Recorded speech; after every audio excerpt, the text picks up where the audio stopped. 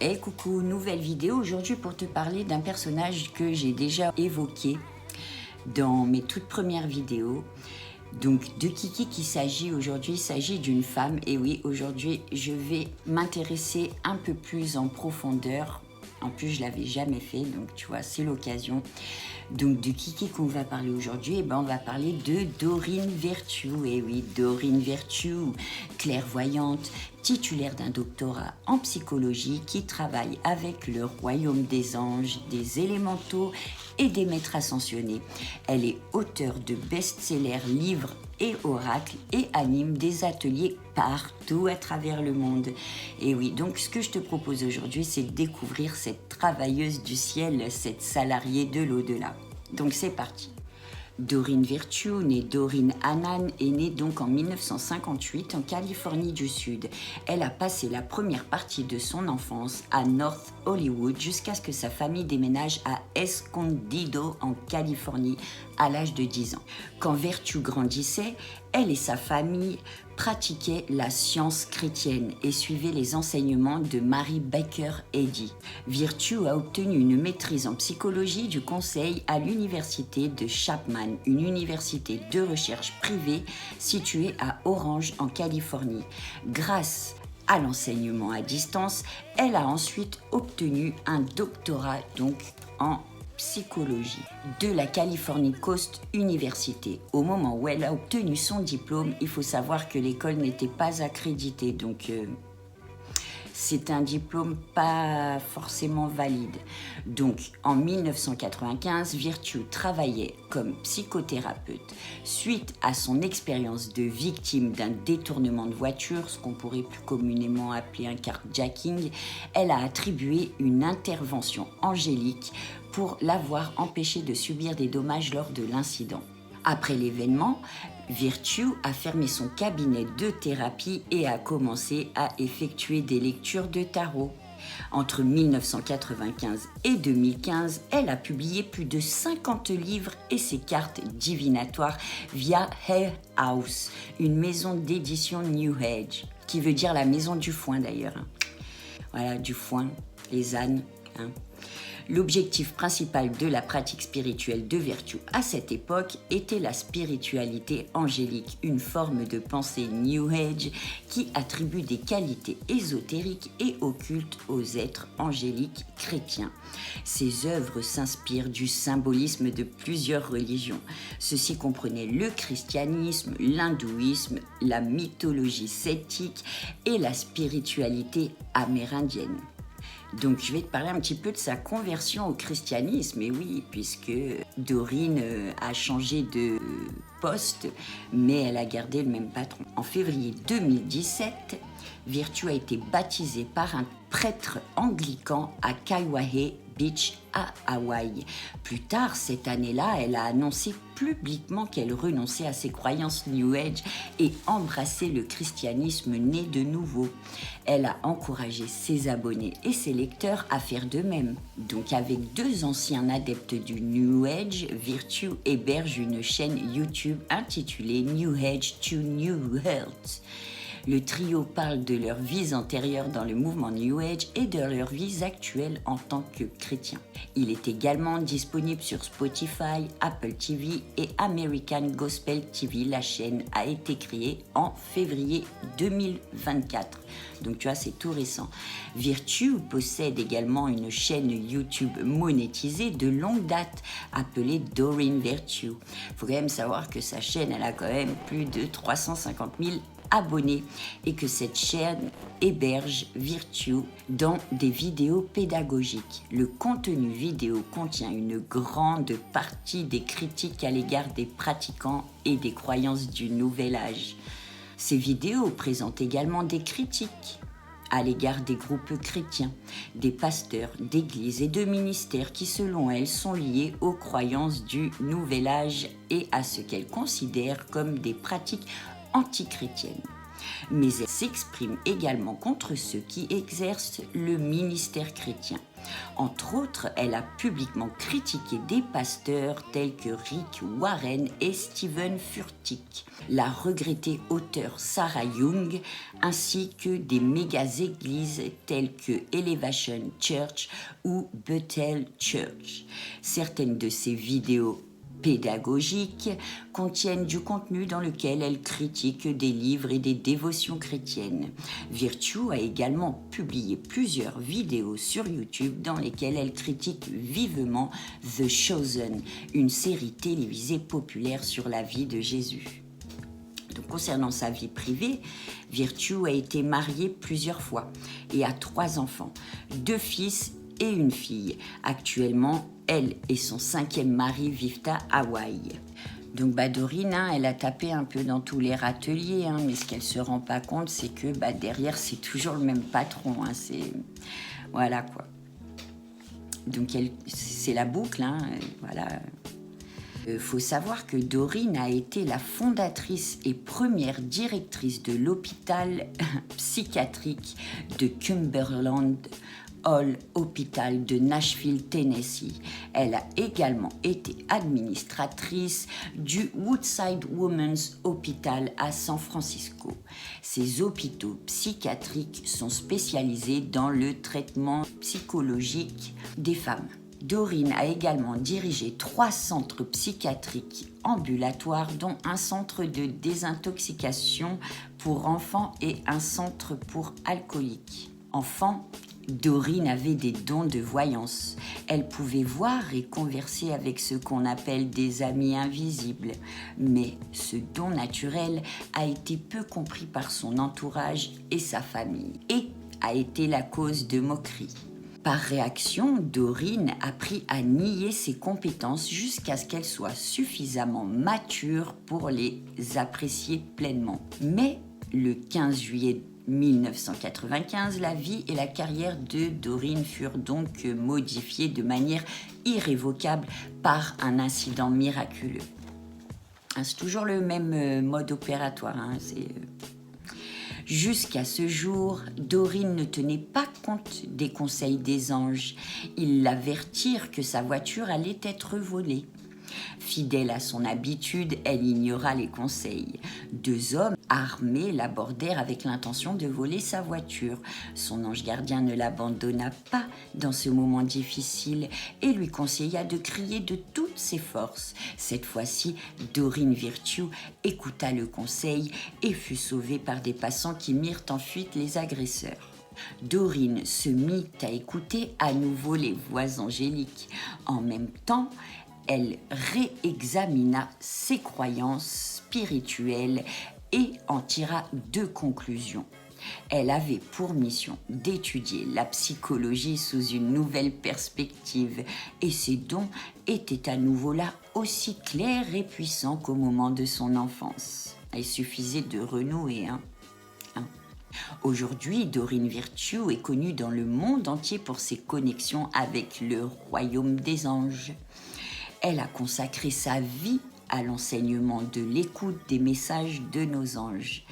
J'ouvre les guillemets. Lorsque vous travaillez avec des anges, vous pouvez compter sur eux pour vous aider à la guérison d'une façon miraculeuse. Les anges peuvent nous aider à guérir physiquement, spirituellement, émotionnellement et financièrement. Bien sûr. Dorine Virtue dirige des ateliers dans le monde entier.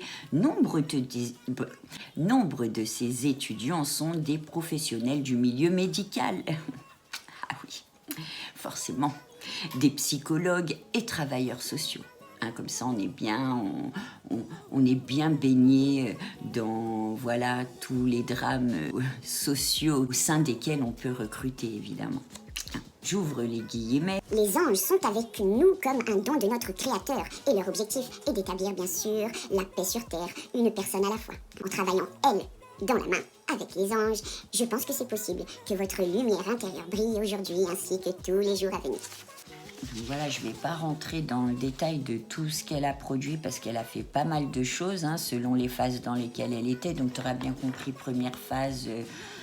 plus ou moins chrétienne, jusqu'à ce qu'elle rejette, elle passe dans le New Age, et puis du coup après elle revient au christianisme, une autre forme de christianisme d'ailleurs, mais qui, au final en dessous, c'est toujours la même chose, tu auras bien compris. Donc elle a changé de crèmerie, on peut dire, mais en tout cas son patron est toujours le même du coup, puisqu'elle est toujours en activité de nos jours. Je voulais revenir un petit peu sur ce que je t'avais montré la première fois la concernant, donc que je suis allée extirper du carton excommunié dans mon garage contenant les ouvrages qui, lorsque j'en aurai puisé la matière, finiront, je sais pas trop où d'ailleurs, à la déchetterie ou au feu, on verra. Donc je t'avais déjà parlé donc de ça. Donc voilà. Et du coup, ça m'a permis de me replonger un peu dedans. Et c'est vrai que, comme je te l'avais dit dans une vidéo, il y avait pas mal de choses desquelles j'étais passée complètement à côté. Donc, il faut savoir que pour utiliser ça, donc, il y a toute une sorte de protocole, de rituel à faire avant, bien évidemment, histoire de bien se connecter. Donc voilà, je ne vais pas rentrer dans tout, je vais juste revenir sur 2-3 petites notions qu'elle aborde donc dans le petit guide qui accompagne les cartes. Donc il faut savoir qu'elles sont au nombre de 44, je ne vais pas revenir sur la numérologie. Donc qui nous dit, Dorine? Les cartes divinatoires des saints et des anges vous aideront à entrer en communication avec le ciel, avec amour et sécurité. Les cartes vous aideront à mieux entendre les messages et les instructions que la Sainte Trinité, les anges et les saints ont pour vous et vos proches. Dans ce guide d'accompagnement, vous apprendrez comment vous servir des cartes afin de recevoir avec précision des réponses à des questions importantes concernant votre santé, votre situation financière, votre carrière, votre famille et d'autres aspects de votre vie. Vous y apprendrez également comment utiliser les cartes pour aider les autres. Évidemment. Les instruments de divination tels que les cartes divinatoires sont un vieux moyen éprouvé de recevoir des instructions divines. Après tout, le mot divination a pour racine le mot divin. Et la Bible parle de la vieille tradition consistant à tirer au sort, à l'aide de roches et de bâtons, afin d'aider à la prise de décision. Tirer au sort. Les instruments de divination sont particulièrement utiles quand on se sent stressé, craintif ou confus, car ils donnent clairement et constamment des messages qu'un esprit tendu a de la difficulté à entendre. Les cartes divinatoires des saints et des anges ont été créées avec amour dans le but d'apporter la paix dans les situations de stress. Elles visent à vous aider à éclaircir votre communication avec Dieu, les saints et les anges. Les cartes divinatoires sont simples et faciles à utiliser. Elles exigent que vous soyez attentif à vos propres pensées et émotions lorsque vous tirez les cartes, car les instructions intérieures apportent des réponses personnalisées à vos questions. Vous constaterez que les cartes accentuent vos dons spirituels naturels et vous aident à entendre la voix divine plus aisément. Donc c'est ça, ouvre bien les portes. Fait en sorte d'être bien réceptive donc à la parole divine. Depuis 1996, je donne des cours de cartomancie dans le monde entier à des gens de tous les milieux. Ce jeu se prête à toutes les confessions. Néanmoins, il possède bien une forte influence chrétienne et catholique qui, je l'espère, vous plaira. Étant une personne qui travaille très étroitement avec Jésus, j'ai également le plaisir de l'inclure dans les cartes divinatoires des saints et des anges. Évidemment. J'ai d'abord fait la connaissance des saints en dirigeant une séance de counseling spirituel au cours de laquelle je discernais l'identité des guides et des anges de mes clients. Voilà encore une personne qui est capable, selon elle, d'identifier des entités invisibles donc, à nos yeux. Au tout début, j'ai rencontré Saint Grégoire et Sainte Thérèse. N'ayant pas reçu d'éducation catholique, j'en connaissais peu sur les saints. Ah bon? Je croyais que tu avais grandi dans une famille chrétienne pratiquante. J'ai donc téléphoné à une église catholique locale et un prêtre bienveillant m'a donné des notions de base sur ces saints, ce qui a suscité chez moi de nombreuses années de recherche spirituelle et littéraire. Ça vous rappelle rien? Depuis ce jour, j'ai voyagé dans le monde entier pour visiter des temples, des puits et d'autres sites associés aux saints. Par exemple, mon mari et moi avons passé du temps à Lourdes en France pour avoir la source d'eau miraculeuse qui a jailli lorsque Sainte Bernadette a suivi les instructions que lui avait données la Vierge Marie. Nous sommes allés visiter le puits de Sainte Brigide en Irlande et des cathédrales extraordinaires nommées en l'honneur des saints aux 4 coins du monde. Puis dernièrement, lorsque nous avons mis notre maison en vente, j'ai pris soin d'enterrer une statue de Saint Joseph dans notre cour arrière. Entre parenthèses, plusieurs affirment que cela accélère la vente de la maison. Ça serait pas un petit peu de l'ordre du rituel de la sorcellerie, tout ça? Peu après avoir enterré la statue, nous avons vendu la maison. Voilà. Les histoires inspirantes de la vie des saints nous rappellent qu'il est possible en tant qu'individu de changer le monde. Par exemple, Sainte Jeanne d'Arc et Bernadette nous montrent l'importance d'écouter nos propres instructions divines, même quand les autres nous ridiculisent ou nous menacent. Sainte Mère Teresa et Nicolas inspirent nos gestes de générosité et de charité.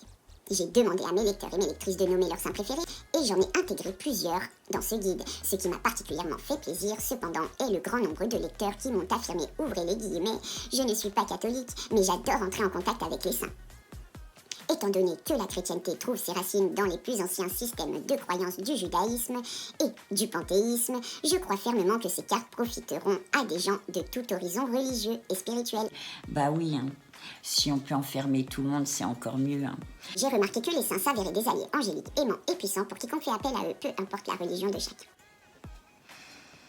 Et c'est ce qui fait d'eux des saints. De la même manière, le Christ, les archanges et les anges veulent aider tout un chacun à trouver la paix de Dieu et sont également des gardiens non confessionnels pour nous tous. Toute illustration et... Je vais y arriver. Toutes les illustrations et les messages des cartes divinatoires, des saints et des anges sont positifs et édifiants, à l'image du puissant amour que Dieu et le ciel ont pour nous. Ma prière est qu'en vous servant de ces outils, vous développerez une relation encore plus étroite avec votre Créateur et saurez que vous n'êtes jamais seul. Donc voilà, après je te dis, il y a tout un protocole pour tirer les cartes. Il faut préparer le jeu de cartes, donc le mélanger, taper dessus, hein. Faire une prière, donc là comme ça au moins tu es sûr d'être en direct, voilà, battre les cartes, étaler les cartes, etc. Là par rapport à ça, j'ai regardé un petit peu au niveau des illustrateurs. Alors c'est sympa parce qu'à la fin du petit livret, il y a donc on nous parle un peu des illustrateurs et d'ailleurs pour ce jeu, eh ben, il y en a, j'en ai compté 14 ou 15 quand même. Et c'est intéressant puisqu'il y a un petit paragraphe à chaque fois sur eux. Donc on se rend compte, par exemple, là il y en a une, donc Glenna Glynn. Son style imaginatif se démarque par une spiritualité intuitive, une profonde impression subjective, une couleur évocatrice et un talent artistique rare. Aujourd'hui, ses œuvres originales font partie de collections importantes partout aux États-Unis. Elle a été professeure d'art à l'université Tulane et à l'université de l'Oklahoma. Elle est aussi l'auteure de 2 livres à succès, Love Without End, Jesus Speaks et The Case of Yeshua. Au cours des dernières années, elle a consacré une grande partie de son temps aux conférences publiques où son air chaleureux, son esprit et sa confiance éveillent chez ceux qui l'écoutent une certitude intérieure de leur propre conscience supérieure. Donc voilà, ils sont tous un petit peu... on voit qu'ils sont tous dedans, quoi. Donc Dorine, ce qui est intéressant de savoir, c'est que quand même Dorine a été invitée à des émissions télévisées telles que, encore une fois, Oprah et Good Morning America. Il me semble que j'en avais parlé dans la Divine Connexion qui avait été également publicitée donc par les mêmes émissions télévisées. Elle a d'ailleurs donné plusieurs entrevues sur la chaîne CNN, en plus d'avoir fait l'objet d'articles dans des journaux et des revues d'un peu partout dans le monde. Elle donne des cours sur les sujets dont elle traite dans ses livres. Donc voilà. Voilà, donc on voit quand même, c'est des gens qui sont quand même publicités, c'est, voilà.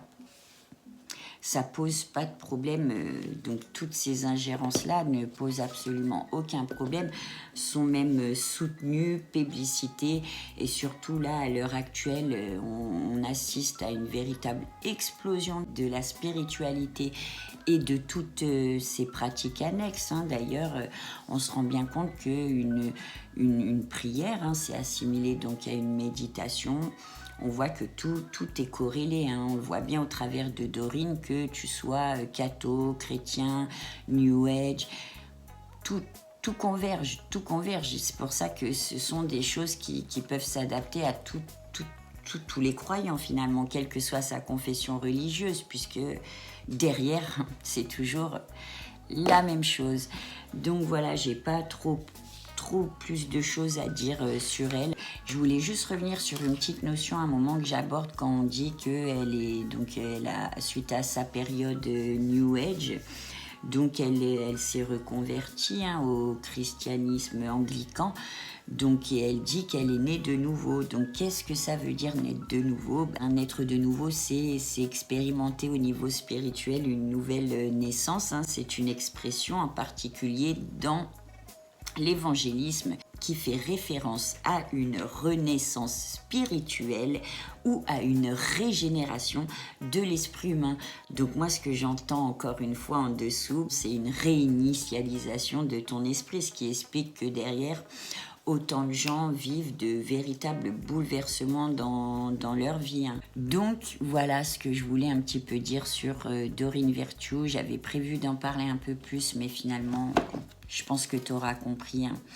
Donc voilà, encore une fois, une personne super engagée, donc pour ce plan et qui du coup interfère.